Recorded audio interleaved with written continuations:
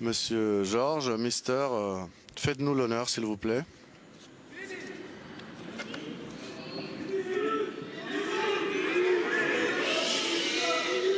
Suspense, everyone. Let's hear George The Weah. 2024 Ballon Le d'Or vainqueur du Ballon d'Or France Football 2024, Ballon d'Or France Football, is est Rodri. Rodri. Salut à tous, j'espère que vous allez bien. Aujourd'hui, on se retrouve pour parler du Ballon d'Or. Et croyez-moi, il y a beaucoup de choses à dire. Entre le Ballon d'Or mérité de Rodri, l'absence du Real à la cérémonie, le tweet cinglant de Camavinga, la réponse de Vinicius, les accusations de racisme de la presse brésilienne et les théories du complot, il y a vraiment beaucoup de choses à dire. Premièrement, Rodri mérite le Ballon d'Or 2024. Je répète, Rodri mérite le Ballon d'Or 2024. Il est devenu le 68e lauréat du Ballon d'Or et le deuxième Espagnol de l'histoire à le remporter après Luis Suarez en 1960. Si Vinicius ne l'a pas remporté, c'est tout simplement parce que Bellingham et Carvajal ont obtenu beaucoup de voix, ce qui lui a porté préjudice. Donc, contrairement au Real qui avait 3 joueurs qui avaient des chances de l'emporter, City n'en avait qu'un, Rodri. Vinicius a été déterminant en Liga et en Ligue des Champions, le danger numéro 1 du Real, et il a souvent été le joueur qui débloque les situations difficiles. Son rythme, sa puissance, sa vivacité, son accélération, sa capacité à dribbler, sa créativité offensive et sa capacité à hausser son niveau de jeu dans les grands rendez-vous ont permis au Real de remporter non seulement la Liga, mais aussi et surtout la Ligue des Champions. Et en parlant de Ligue des Champions, il avait fini meilleur joueur de la compétition la saison dernière. Il a non seulement marqué des buts importants, mais aussi fourni beaucoup de passes décisives, montrant une régularité impressionnante tout au long de la saison dernière. Avec 15 buts et 5 passes décisives en 26 matchs de Liga et 6 buts et 4 passes décisives en 10 matchs de Ligue des Champions la saison dernière, Vinicius s'est complètement métamorphosé par rapport à il y a quelques années. Par exemple, si on prend en compte ses 3 premières saisons au Real, il n'avait marqué que 12 buts et délivré 4 passes décisives en 103 matchs. Aujourd'hui, il est très clairement le meilleur ailier gauche du monde et même si le début de saison du Real est compliqué, il reste l'atout numéro 1 en attaque. Mais, avec le Brésil, c'est plutôt compliqué. Il a du mal à endosser le rôle de Neymar, c'est-à-dire être le joueur qui porte la sélection à chaque match. Il n'a inscrit que 4 buts en match officiel avec le Brésil en 23 sélections. Et durant la Copa, il avait été l'une des plus grandes déceptions côté brésilien. Il y en a qui vont dire que oui, mais Vinicius faisait clairement l'unanimité, tout le monde savait qu'il allait le remporter, etc. Mais déjà de 1, c'est qui tout le monde? L'opinion des réseaux sociaux ne compte pas pour l'attribution du Ballon d'Or. Et de 2, il ne faut surtout pas oublier que la communauté des supporters du Real faisait une propagande pour Bellingham pour qu'il devienne Ballon d'Or. Pourquoi? Parce qu'entre août et janvier la saison dernière, il avait été extraordinaire, monstrueux. Et ensuite, à partir de janvier jusqu'à la fin de la saison, Vinicius était devenu l'atout numéro 1 du Real. Et à partir de là, tout le monde s'est dit ouais, Vinicius Ballon d'Or. Et ensuite, qu'est-ce qu'il y a eu en fin de saison? Il y a eu l'Euro. Carvajal, qui a commencé à gagner des points aux yeux des supporters du Real, a remporté tous les trophées possibles avec la Roja et avec le Real. Et à partir de là, il était aussi sorti dans la course pour le Ballon d'Or. Et maintenant, depuis le début de la saison, la propagande de Vinicius est revenue vu qu'il est devenu le meilleur joueur du club en ce début de saison. Donc pour moi, le partage des voix entre Vinicius, Bellingham et Carvajal ont clairement saboté Vinicius pour l'attribution du Ballon d'Or 2024. Et petite précision très importante pour ceux qui croient que la théorie du complot existe, l'UEFA ne gère pas le Ballon d'Or. On sait tous qu'il y a des embrouilles entre le Real et l'UEFA, mais je le répète, l'UEFA ne gère pas le Ballon d'Or France Football. Le Ballon d'Or France Football, c'est 100 individus qui votent. Il s'agit de 100 journalistes, un journaliste par pays des nations du top 100 du classement FIFA. Et dans une semaine, les votes des journalistes vont être publiés. Donc, si les journalistes ne disent rien après la publication de leur vote, cela voudra dire que leur vote n'aura pas été manipulé. Et je vais aller même plus loin pour ceux qui croient à la théorie du complot. Pourquoi l'UEFA laisserait le Real remporter 2 Ligues des Champions sur les 3 dernières éditions s'il voulait s'en prendre à eux?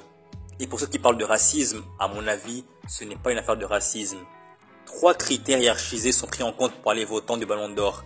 En premier, les performances individuelles et le caractère décisif et impressionnant. En deuxième, l'aspect collectif et les trophées remportés. Enfin, la classe et le fair play. Et justement, c'est ce 3e point qui a empêché Vinicius d'être Ballon d'Or. On le sait tous et on le voit quasiment à chaque match du Real. Vinicius, bien qu'étant extraordinaire sur le terrain, n'est pas irréprochable au niveau de son attitude. Il est quasiment constamment dans la provocation, dans la victimisation et dans la protestation. Et le pire, c'est qu'il ne se remet jamais en cause et pense qu'il est seul contre le monde. Il se comporte exactement comme José Mourinho à l'époque où il était au Real entre 2010 et 2013. En mode, je suis le gentil et les autres ce sont les méchants. Et l'attitude du Real de ne pas venir à la cérémonie parce que Vinicius n'allait pas être le lauréat, c'est un manque de classe. Il y en a qui vont dire que oui, mais ils ont raison, c'est injuste, il aurait dû être récompensé, etc., etc. Donc en gros, le Real vient uniquement s'il est sûr d'être récompensé et dans le cas contraire, par ego, il refuse de venir. Ça, c'est un manque de fair play et ça donne une très mauvaise image du club. Aujourd'hui, le Real est en guerre contre la Liga, contre l'UEFA, contre la Fédération espagnole de football et sportivement, les résultats ne sont pas bons. Et personnellement, j'ai l'impression que Florentino Pérez a maintenant compris une chose très importante. Vinicius, pour qu'il soit ballon d'or, il doit faire beaucoup plus que les autres et du coup, en prenant du recul, Pérez a réalisé que le joueur de Real qui a le plus de chances de remporter le ballon d'or, c'est Kylian Mbappé. Pourquoi Kylian? Eh bien tout simplement parce qu'actuellement, les têtes d'affiche du football mondial sont Kylian Mbappé et Lamine Yamal. Je suis convaincu qu'avec les mêmes performances que Vinicius, Kylian aurait été élu ballon d'or cette année. Il coche les 3 critères d'attribution du ballon d'or. Et concernant Vinicius, il est victime de sa réputation et il va devoir très rapidement digérer le fait de ne pas avoir remporté le ballon d'or cette année. Non seulement il n'a pas été le lauréat du ballon d'or, mais il a aussi et surtout manqué l'occasion de toucher un bonus d'1 million d'euros qui était inclus dans son contrat avec le Real.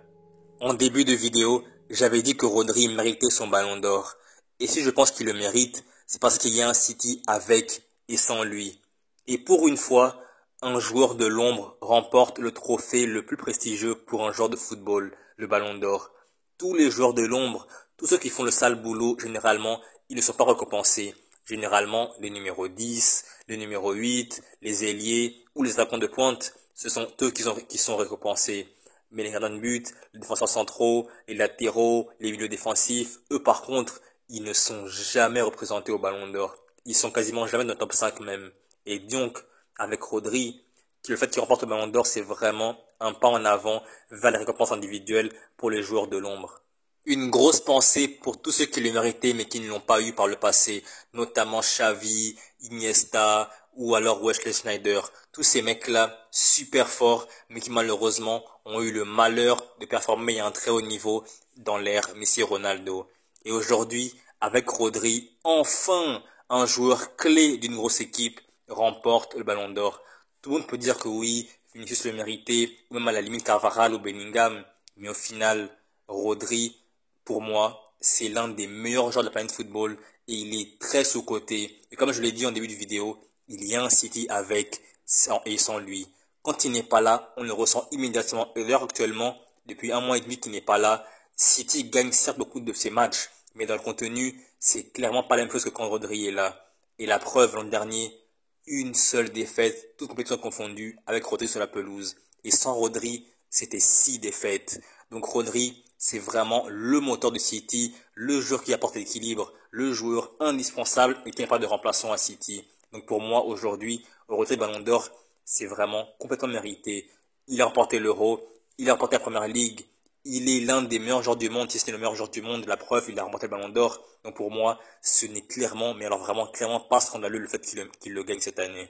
Tous les gamins des académies de foot qui pensent que pour gagner un trophée individuel, il faut être numéro 9, il faut être un ailier ou un numéro 10. Non, la preuve avec Rodri hier soir.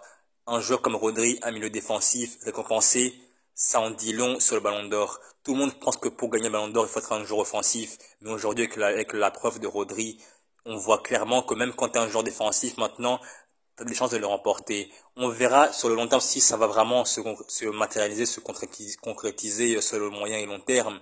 Mais déjà, c'est un bon début. Le fait que Rodri le remporte, c'est déjà un bon signal. Les gens vont continuer à polémiquer les jours à venir. Plein de gens vont manifester leur mécontentement, etc., etc. Mais au final, pour moi, ce n'est clairement pas scandaleux. Que ce soit Rodri ou Vinicius, les deux le méritaient. Si Rodri qui a été récompensé, tant mieux pour lui, mais vraiment, comme je le dis, ce n'est clairement pas scandaleux à mes yeux. Donc voilà, c'est la fin de la vidéo. J'espère que vous avez aimé la vidéo et n'hésitez surtout pas à donner votre opinion dans la section commentaire. Et je vous dis à la prochaine pour une nouvelle vidéo. Salut!